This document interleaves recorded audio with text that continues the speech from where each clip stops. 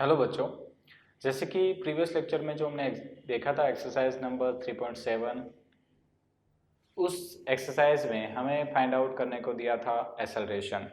Same as it is ये जो आज हम देखने वाले हैं एक्सरसाइज नंबर 3.8, वो भी ऐसा एक न्यूमेरिकल है, या तो हम कह सकते हैं एग्जाम्पल्स है कि उसमें भी हमें एक्सेलरेशन फाइंड आउट करना है और ये भी काफ़ी इंपॉर्टेंस रखता है। यानी कि मैं कह सकता हूँ कि 3.7, 3.8 एंड 3.9 काफ़ी ज़्यादा इंपॉर्टेंस है। तो अच्छे से ध्यान रखना है, आपको अच्छे से उसको लर्न करना है, कॉन्सेप्ट को अच्छे से समझना है, तो आपको शायद मैं कहता हूँ तब तक की रेक्टिफिकेशन की रिक्वायरमेंट नहीं होगी। ठीक है, चलिए अब हम क्वेश्चंस को स्टार्ट करते हैं। सबसे पहले देखते हैं क्वेश्चंस क्या कहता था। हमारा क्वेश्चंस कहता है कि On a two-lane road, car A is traveling with a speed of 36 kilometre per our. मतलब कि एक टू लाइन का रोड है, एक फॉरवर्ड एक बैकवर्ड है, जिसमें एक कार A है, उसकी स्पीड है 36 kilometre per our. After two car B and C approach car A in an opposite direction with a speed of 54 kilometre per our each। यानी कि जो कार B और कार C है वो car A तक पहुंचने की ट्राई कर रही है और दोनों ऑपोजिट डायरेक्शन में मोशन कर रही है और दोनों की स्पीड है 54 kilometre per our. At a certain instant when the distance AB is equal to AC both being 1 kilometre. मतलब कार A से B तक का डिस्टेंस 1 किलोमीटर है और कार A से C तक का डिस्टेंस भी हमें दिया गया है 1 kilometre. B decide to overtake A before C does, what minimum acceleration of car B is required to avoid an accident। Right, मतलब कि हमें ये करना है कि कार बी का जो ड्राइवर है वो सोचता है कि जब तक कार सी ए तक पहुंचे उससे पहले कार बी को ए तक पहुंचना और निकल जाना है। ठीक है, चलिए तो हम स्टार्ट करते हैं। पहले क्वेश्चंस को अच्छे से समझते हैं, उसके बाद हम लेंगे गिवन डेटा, उसके बाद हम लेंगे क्या हमें फाइंड आउट करना है, उसके बाद हम सॉल्यूशन स्टार्ट करेंगे। ध्यान देना बच्चों, हमें सबसे पहले क्या गया था, टू लेन रोड है, टू लेन है, फॉरवर्ड लाइन बैकवर्ड लाइन। उसमें कार ए थी जिसकी वेलोसिटी में दी गई थी 36 किलोमीटर पर आवर। तो मैं गिवन डेटा शुरू करता हूँ भाई। मैं कहूँगा इनिशियल वेलोसिटी, ये सब इनिशियल ये तो इनिशियल ना लिखेंगे तो भी चलेगा, बट मैं लिख देता हूँ initial velocity of car A V0A is equal to 36 kilometre per hour. चलिए भाई इसे मीटर पर सेकंड में कन्वर्ट कर दीजिए। तो अगर मैं इसे एक काम करते हैं ना, सब किलोमीटर पर आवर में है, ये भी किलोमीटर में है, तो मीटर पर सेकंड में कन्वर्ट करने की कोई रिक्वायरमेंट मुझे लगती नहीं है। तो क्या करते हैं भाई, नहीं करते, रहने देते। ठीक है, करना है तो कर देते हैं।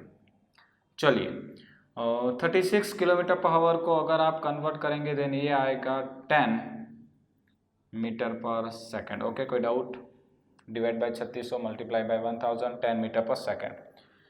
उसके बाद हमें दिया गया था कि car B and car C दोनों ही ए तक पहुंचने की ट्राई करती है और दोनों ऑपोजिट डायरेक्शन में मोशन कर रही है।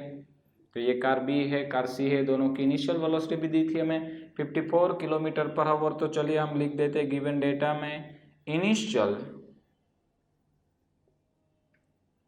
वेलोसिटी ऑफ कार बी यानी कि V0B is equal to 54 kilometre per hour. चलिए भाई फटाफट से आप इसे कन्वर्ट कर दीजिए, 54 इंटू 1000 डिवाइड बाई 3600, 3 बार 3 36 बार 4, इधर आंसर आएगा 15 मीटर पर second.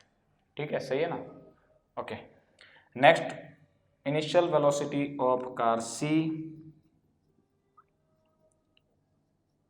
initial velocity of car C is equal to V0C is equal to 54 kilometre per our. But एक चीज़ नोट करना बच्चों, velocity is a vector quantity. Forward direction plus लिया, forward direction plus लिया, but ये backward direction है, क्या लेंगे, minus. और अगर यहाँ पे माइनस लिया देन ये आंसर आएगा माइनस 15 मीटर पर सेकंड। साथ ही साथ हमें एक और गिवन डेटा दिया था, ए और सी के बीच की ए और बी के बीच का डिस्टेंस था 1 किलोमीटर, ये भी था 1 किलोमीटर। मैं यहाँ पे लिख देता हूँ 1 किलोमीटर यानी कि 1000 मीटर, ये भी हो गया 1000 मीटर। ओके, चलिए अब हम देखते हैं हमें ढूंढना क्या है।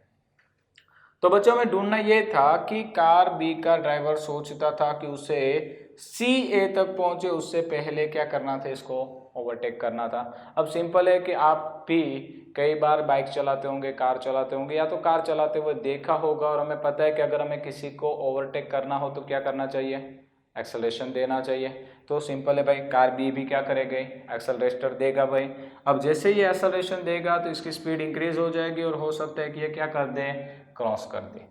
बट मान लो कि जब ये जा रहा था और अगर बी से पहले ये पहुंच गई तो एक्सीडेंट हो जाएगा भाई।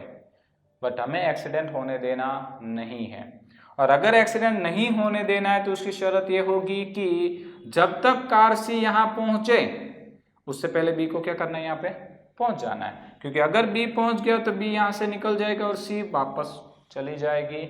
चलिए, तो सबसे पहले हमें करना क्या पड़ेगा, हमें ये ढूंढना पड़ेगा कि सी को ए पर पहुंचने में कितना टाइम लगेगा।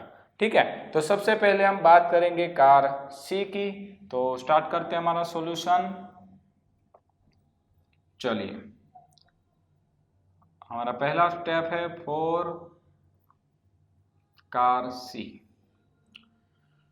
अब हम बात करेंगे कार ए और सी की, बी को थोड़ी देर के लिए भूल जाते हैं। तो चलिए भाई, ए की वेलोसिटी कितनी थी, 10 थी, बी की वेलोसिटी कितनी थी, -15 थी। अब देखो बच्चों, जब भी कभी हमारे पास एक साथ दो वेलोसिटीज हो जाए, अब दो वेलोसिटी हो जाए तो भाई हम दो वेलोसिटी के साथ अलग अलग डिस्कशंस करें या अलग अलग हम उसका डेरिवेशंस निकालें, उससे बेटर ऑप्शंस होता है कि हम रिलेटिव वेलोसिटी के कॉन्सेप्ट को यूज करेंगे और हम दो में से रिजल्टेंट वेलोसिटी निकाल लेंगे। ठीक है, समझ में आया। तो चलिए, यहाँ पे भी हमारे पास दो वेलोसिटी, एक कार ए की है, दूसरी कार सी की है। तो हम क्या करेंगे, इन दोनों की रिलेटिव वेलोसिटी निकाल लेते हैं। तो मैं लिखूंगा कि रिलेटिव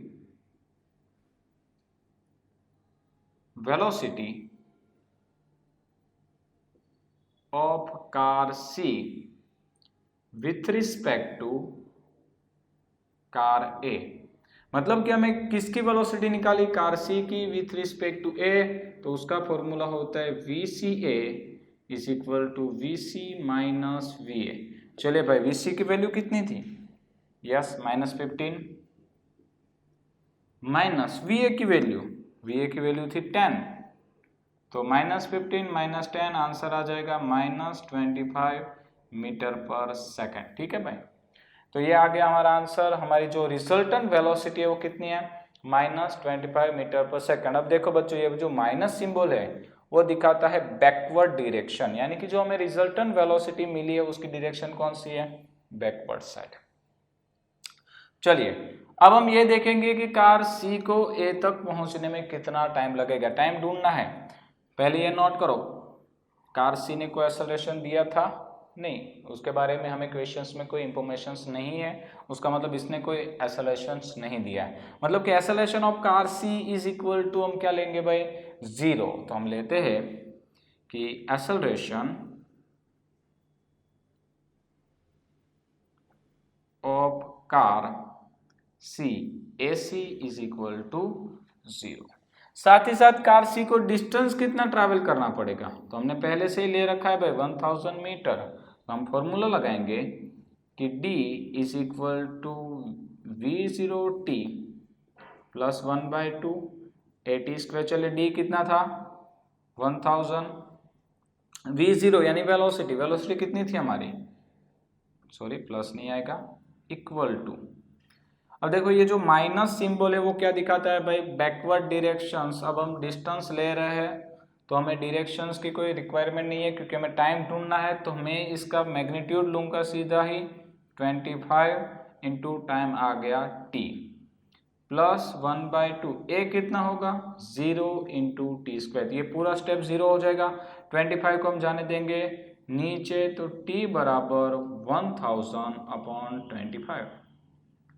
आंसर आएगा 1000/25। 40 सेकेंड।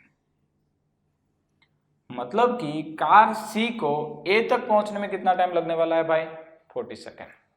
चलिए अब हम बात करेंगे कार बी की। अगर कार बी को आगे निकलना है, मतलब कि अगर एक्सीडेंट नहीं होने देना है, तो सिंपल सा फंडा है, उसको 40 सेकेंड से पहले ए तक पहुंचना पड़ेगा, या तो मैक्सिमम 40 सेकेंड तक पहुंचना पड़ेगा। अगर यहाँ पे 41 सेकेंड हुई तो एक्सीडेंट हो जाएगा। समझ में आ रहा है? चलिए तो हम क्या करेंगे, कार बी के लिए बात करेंगे। कार बी को यहाँ पे कब पहुंचना है? 40 सेकंड से पहले। तो कार बी को पहुंचने के लिए एक्सेलरेशन देना पड़ेगा, राइट। तो चलिए बच्चों आ जाइए, हम बात करेंगे फॉर कार बी। चलिए अब कार बी के लिए बात करते हैं। तो इस सी को भूल जाइए, ये कार ए है, ये कार बी है, इसकी वेलोसिटी दी हुई है, इसकी भी वेलोसिटी दी हुई है। फिर से हमारे पास कितनी वेलोसिटी आ गई? 2। और हमने कहा था जब भी हमारे पास 2 वेलोसिटीज आती है तो हम 2 में से एक कर देते, यानी कि रिलेटिव वेलोसिटी के कॉन्सेप्ट को फिर से अप्लाई करेंगे और हम लिखेंगे कि रिलेटिव वेलोसिटी